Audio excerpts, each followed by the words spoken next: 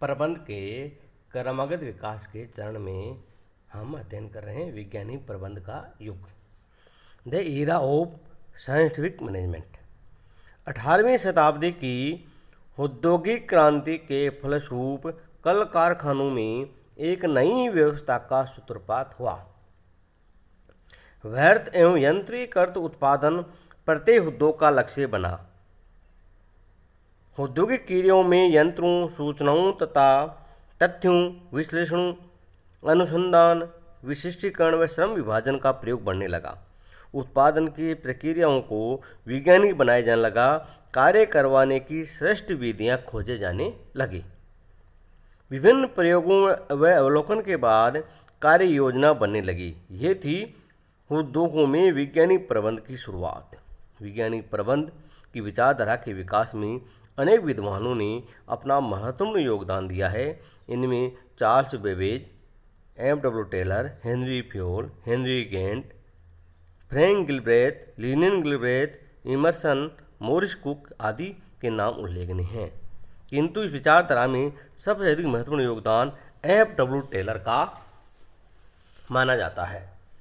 इसलिए एम.डब्ल्यू. टेलर को वैज्ञानिक प्रबंध का जन्मदाता, फादर ऑफ साइंटिफिक मैनेजमेंट भी कहा जाता है तथा उनकी विचारधारा को टेलरवाद भी कहा जाता है।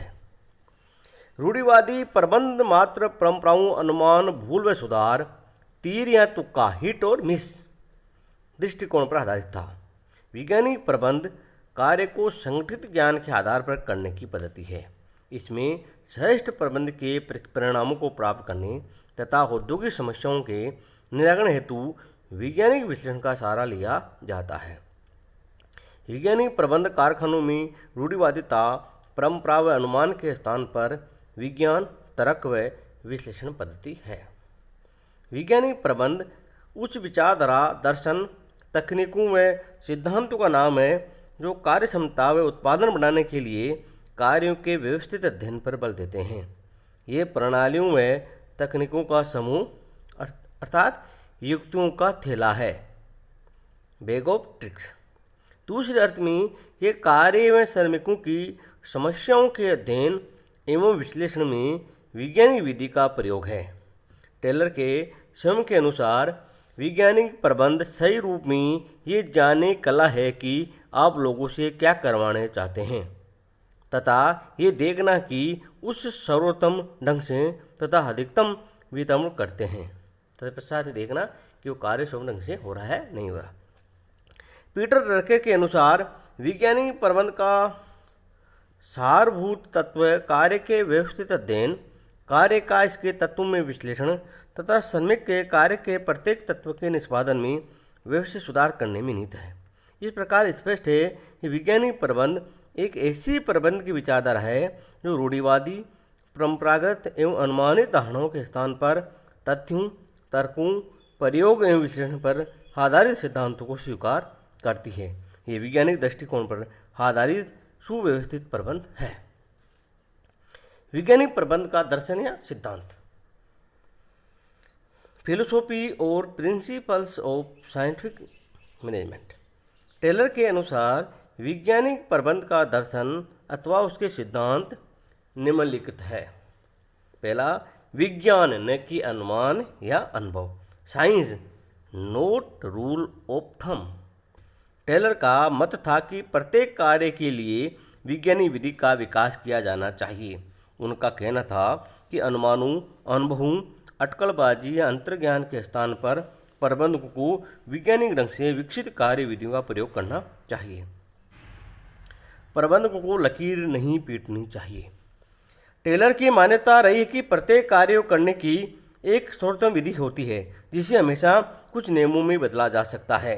अतः वैज्ञानिक अध्ययन एवं विश्लेषण के द्वारा कार्य की सर्वोत्तम विधि की खोज की जानी चाहिए।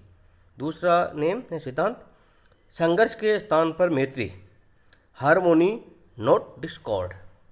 टेलर का ये मत था कि किसी भी औद्योगिक संगठन में श्रमिक व मिल मालिक दोनों ही इसके महत्वपूर्ण स्तंभ होते हैं। दोनों के समन्वित प्रयासों से ही उद्योग का कुशल संचालन किया जा सकता है। दोनों पक्षों के मैत्रीपूर्ण संबंधों एवं हित सामंजस्य से ही पारस्परिक कल्याण की ओर अग्रसर हो सकते हैं। अतः टेलर ने संघर्ष व असंगति को छोड़ने तथा पारस्परिक सद्भावना से कार्य करने के लिए मिल मालिकों व श्रमिकों को प्रेरित किया। टेलर का यह भी मत था कि संस्था के प्रत्येक स्तर में प्रत्येक विभाग में अनुकूल समरूपता स्थापित करनी चाहिए। तीसरा सिद्धांत सहयोग ने की व्यक्तिवाद, कोऑपरेशन नॉट इंडिविजुअलिज्म। टेलर की मान्यता थी कि श्रमिक एवं प्रबंधक दो उद्योग में परस्पर सहयोगी होते हैं, अतः उन्हें एक दूसरे के हितों, लक्ष्यों एवं आवश्यकताओं को ध्यान में रखकर कार्य करना चाहिए। उनके प्रयास पृथक पृथक व एकाकी न होकर सहकारिता पर आधारित होने चाहिए। न्यूनतम लागत पर अधिकतम उत्पादन कर सकना केवल सहकारी प्रयासों द्वारा ही संभव है। उन्हें एक दूसरे को अपना पूरक मानना चाहिए। चौथा सिद्धांत सीमित के स्थान पर अधिकतम उत्पादन, maximum output in place of restricted output. विज्ञानिक प्रबंध श्रमिक व नियोक्ता की आर्थिक समृद्धि पर जोर देता है। अतः टेलर ने साधनों की पूर्ण क्षमता का उपयोग करते हुए तथा श्रमिकों की कार्य क्षमता में वृद्धि करके उत्पादकता बढ़ाने पर जोर दिया था। टेलर ने देखा कि अरुचिपूर्वक एवं धीरे धीरे कार्य करना श्रमिकों का कार्य करने का ढंग बन गया था। टेलर ने स्पष्ट किया कि उत्पादकता बढ़ाकर जहां एक और संसाधनों का सदुपयोग, लागतों में कमी एवं लाभों में वृद्धि की जा सकती है, वहीं दूसरी ओर श्रमिकों को ऊंचा वेतन देना संभव होता है। पांचवा सिद्धांत प्रत्येक व्यक्ति का श्रम सीमा तक विकास, development of each man to the fullest extent. Taylor के अनुसार वैज्ञानिक प्रबंध में प्रत्येक कर्मचारी को उसकी श्रम सीमा तक विकसित होने का अवसर दिया जाता है। प्रबंधक श्रमिकों की कार्य क्षमता में सुधार करके उन्हें योग्य बनाते हैं कि वे उच्च मजदूरी प्राप्त करने में सफल हो सके। श्रमिकों के विकास के लिए उन्हें उपयुक्त प्रशिक्षण दिया जाता है तथा रुचि के अनुसार कार्य सौंपा जाता है। उनके लिए प्रेरणात्मक मजदूरी पद्धति लागू की जाती है तथा पदोन्नति का अवसर भी दिया जाता है। छठा दर्शन कार्यों एवं दायित्वों का विभाजन, division of work and responsibility. Taylor ने कार्य के नियोजन एवं क्रियान्वयन पहलू को पृथक पृथक करने पर जोर दिया था। उनके अनुसार नियोजन का दायित्व प्रबंधक पर होना चाहिए, जबकि क्रियान्वयन का कार्य श्रमिकों द्वारा किया जाना चाहिए। इस प्रकार दोनों वर्गों की क्षमता का सही उपयोग होने लगता है। सातवां दर्शन मानसिक क्रांति, मेंटल रिवोल्यूशन। मानसिक क्रांति वैज्ञानिक प्रबंध का मूल दर्शन है। इसका तात्पर्य है कि प्रबंधकों द्वारा श्रमिकों व नियोक्ता के परस्पर विरोधी दृष्टिकोण में परिवर्तन किया जाना चाहिए। टेलर के अनुसार सारूप में वैज्ञानिक प्रबंध उद्योग में कार्यरत कर्मचारियों की अपने कर्तव्यों के प्रति, अपने कार्य के प्रति, अपने सहकर्मियों के प्रति तथा अपने नियोजकों के प्रति मानसिक क्रांति में सहनीत है। वास्तव में श्रमिक और नियोक्ता दोनों ही उद्योग के महत्वपूर्ण स्तंभ होते हैं। उन्हें निम्न ढंग से सोचकर एक दूसरे के प्रति निश्चल एवं निष्कपट मानसिकता बनानी चाहिए। वैज्ञानिक प्रबंध की तकनीकें, टेक्निक्स। टेलर तथा उसके अनुयायियों ने वैज्ञानिक प्रबंध की कई तकनीकों का विकास किया था। इनमें से कुछ प्रमुख तकनीकें निम्न प्रकार है।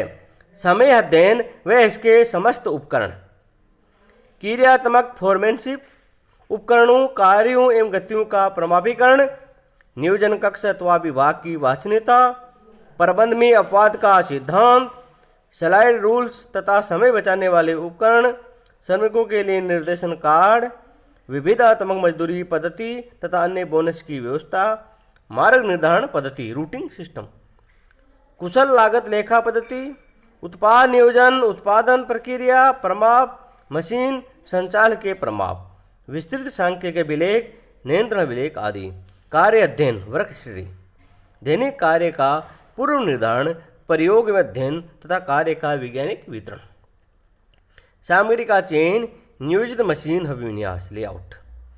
अन्य योगदानकर्ता कौन थे?